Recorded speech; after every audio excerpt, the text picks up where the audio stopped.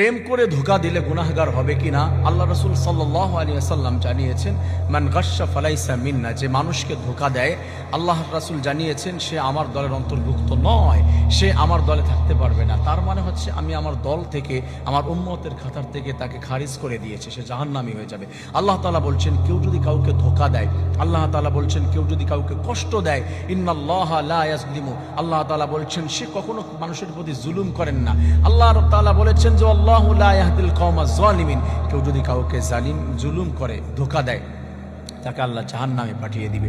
কিন্তু সমাজের ভিতরে অনেক ছেলে মেয়েদের ভিতরে যখন কোনো অ্যাফেয়ার হয়ে যায়, কোনো সম্পর্ক হয়ে যায় তাদের ভিতরে, তখন হচ্ছে একজন একজনকে ধোঁকা দেয়, একজন একজনকে কথা দিয়ে তখন সরে যায়, কষ্ট দিয়ে দূরে সরে যায়।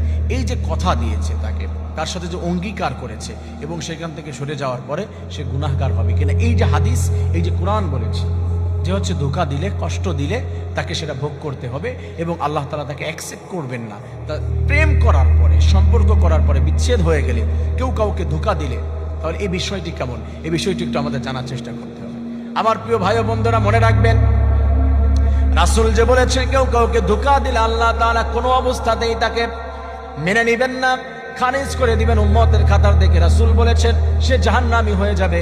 আল্লাহ তাআলাও বলেছেন কেউ যদি কাউকে ধোঁকা দেয়, কষ্ট দেয়, চিরতরের জন্য জাহান্নামী হয়ে যাবে।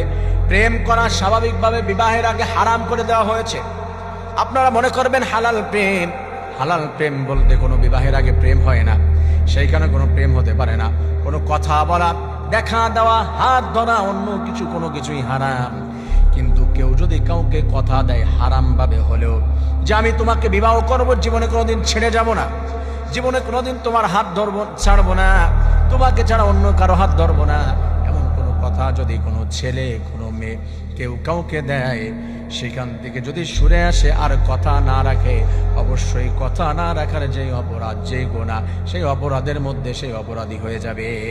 রাসূল কারীম সাল্লাল্লাহু আলাইহি ওয়াসাল্লাম জানিয়ে দিয়েছেন, আয়াতুল মুনাফিকি তালাতাতুন, ইদা হাদ্দাথা কাযাবা ওয়া ইদা ওয়া'আদা আখলাফা ওয়া ইদা তুমিনা খান।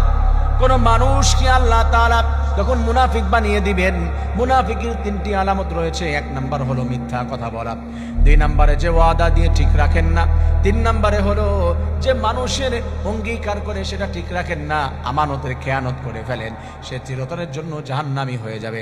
আমার প্রিয় ভাই বোনেরা, প্রেম করার পরে কেউ যদি একজন একজনকে কথা দেয় আর সেই কথা যদি না রাখে, অবশ্যই সে গুনাহগার হয়ে যাবে, নাউজুবিল্লাহ।